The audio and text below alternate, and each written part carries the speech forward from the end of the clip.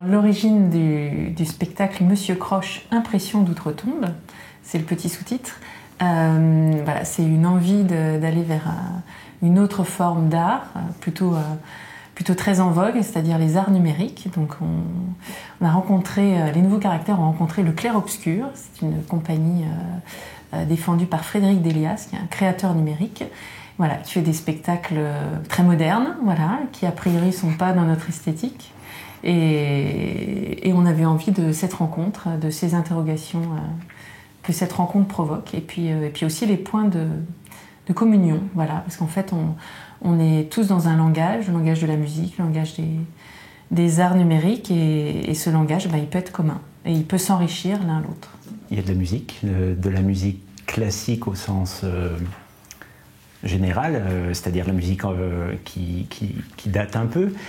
Le point de départ, c'est Monsieur Croche, c'est un personnage imaginaire qui est inventé par Claude Debussy. Donc le point de départ, malgré tout, c'est la musique du début du XXe siècle, l'époque de Debussy, juste avant la Première Guerre mondiale. Et à la fois, les nouveaux caractères, c'est plutôt une formation spécialisée sur la musique ancienne, la musique baroque, ou en tout cas, moi j'aime bien dire la musique sur instrument historique. C'est-à-dire qu'on joue la musique du XVIIIe siècle sur les instruments du XVIIIe siècle et la musique de Debussy sur les instruments de Debussy, qui sont finalement des instruments classiques. Alors on ne sait pas encore ce qui va se passer sur scène, parce que c'est une création au Théâtre de la Croix-Rousse.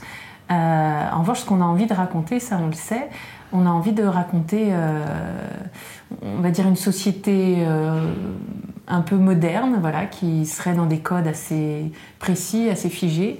Et il y aurait, voilà, ce Monsieur Croche, une espèce d'électron libre, on peut imaginer comme une présence, un fantôme. Voilà, on a des envies holographiques, des envies de particules, aussi pas de choses très définies concrètement, mais voilà, qui évoquent aussi beaucoup. C'est un spectacle qui s'adresse au jeune public, et les jeunes sont plutôt assez au fait de tous ces arts numériques, toute cette technologie. Et voilà, c'est aussi un vecteur pour nous, pour leur faire découvrir cette musique dite classique, qui en fait reste de la musique vivante, donc il n'y a rien de figé.